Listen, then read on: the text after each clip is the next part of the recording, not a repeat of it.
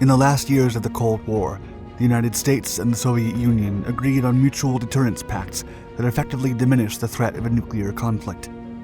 But while short, medium, and intermediate-range missiles were banned, Soviet designers came up with a highly powerful weapon that would see action in the new millennium. The Iskander tactical missile system and munitions were conceived in 1988, but would only go into service decades later, proven by pictures that spread across the globe in the 2010s as a reminder of the might of newly formed Russia. During those 3 decades, the unparalleled missile would secure its place among the most dangerous modern weapons.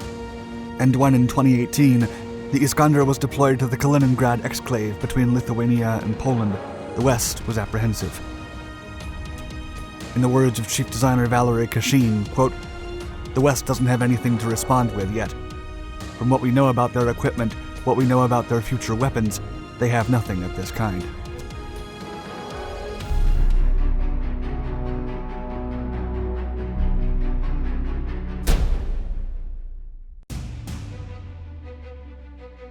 Modern arms race.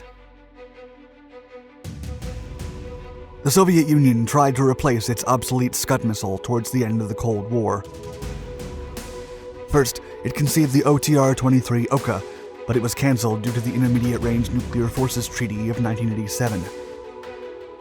The Arms Control Agreement banned all American, Soviet, and later Russian land-based ballistic missiles, cruise missiles, and missile launchers, with short-medium ranges between 500 to 1,000 kilometers and intermediate ranges between 1,000 to 5,500.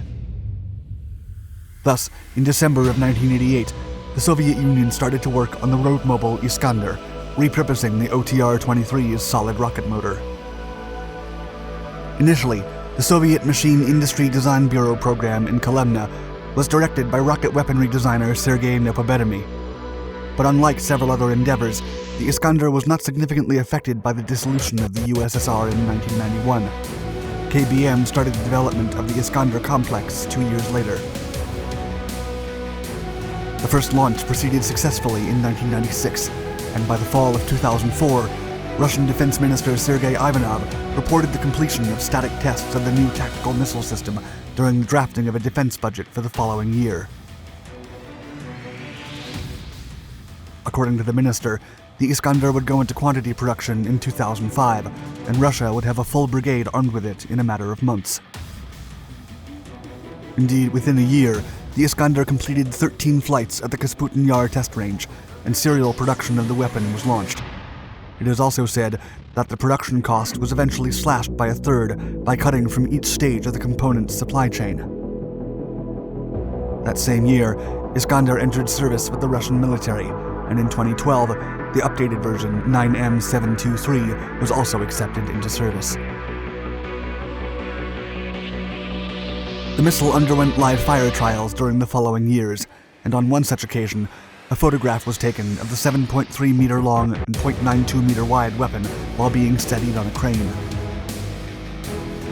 The Southern Military District also described a series of exercises that would take place in July of 2015, quote, "Within the framework of training of subunits, exercises with the Iskander-M missile defense system will be held, with live fire strikes against ground targets and infrastructural objects of a conditional enemy located at a distance of up to 300 kilometers away." Components.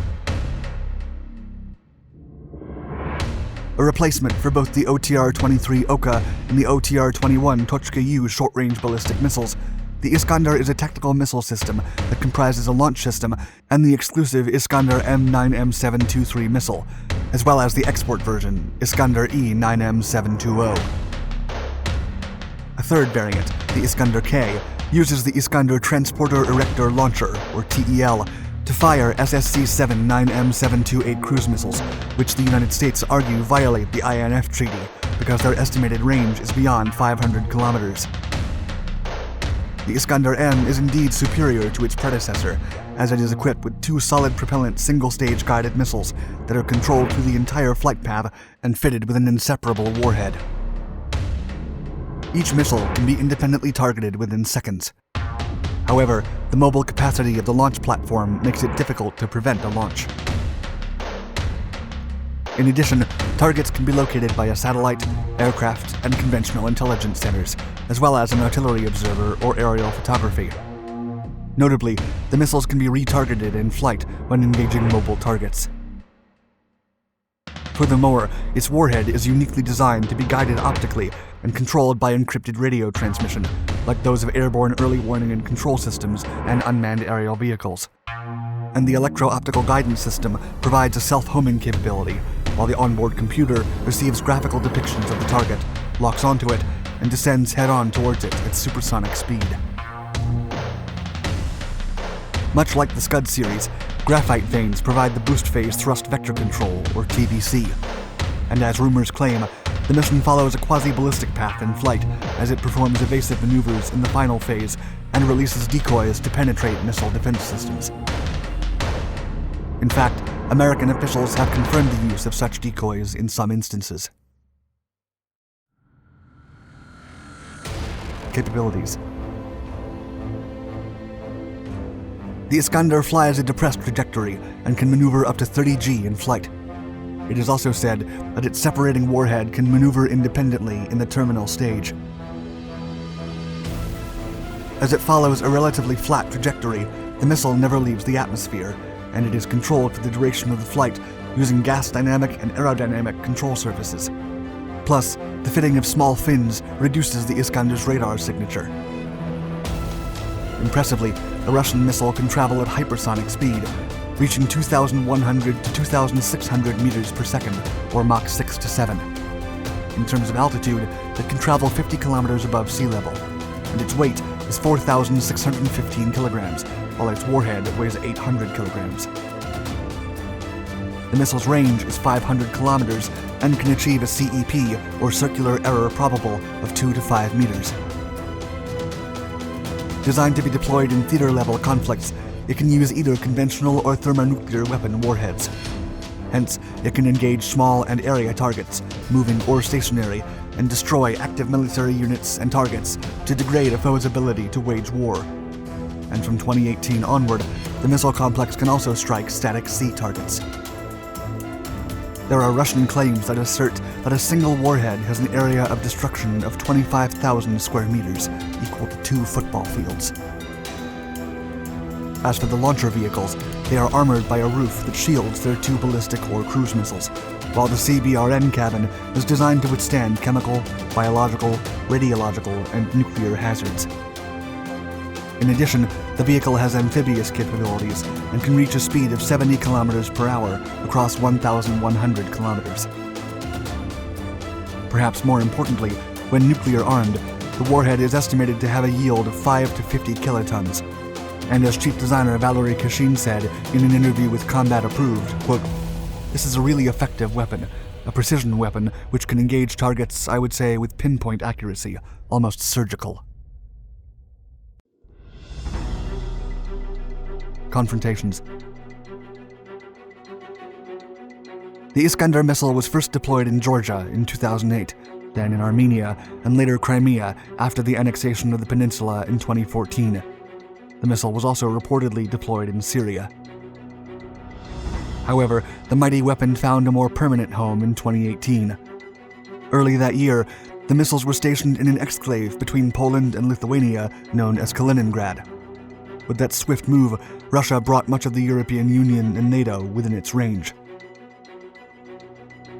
Lithuanian President Dalia Grybauskaitė expressed concern, quote, "This is not just a threat to Lithuania, but to half of all European countries." Although NATO officials called on Russia to clarify the meaning of its actions, unease spread across the Baltics, especially after the annexation of Crimea and a series of military drills in the summer of 2017, which seemed to be a rehearsal of an attack on NATO. However, the Russian Defense Ministry and the command of the Baltic Fleet did not respond to requests for comment. Notably, about 4,500 NATO troops are based in Poland, Estonia, Latvia, and Lithuania as a tripwire first line of defense. Nevertheless, various analyses suggested Russia could easily overwhelm the 3 Baltic states in mere days, cutting them off from the West. Meanwhile, Grybauskaitė said NATO ought to work on strategies, such as rapid response forces and coordinated air defense, to avoid the Baltic states being cut off. Eventually, fears that the US and Russia would break their mutual deterrence agreements re-emerged, and 8 months later, President Donald Trump announced that the US would withdraw from the INF Treaty. In 2019, the US formally withdrew.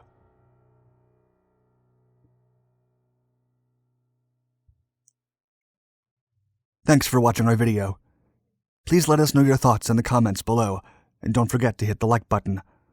Also, for more military stories, don't forget to subscribe to all of our Dark Documentaries channels and hit the bell icon to get notified of our newest content. Stay tuned.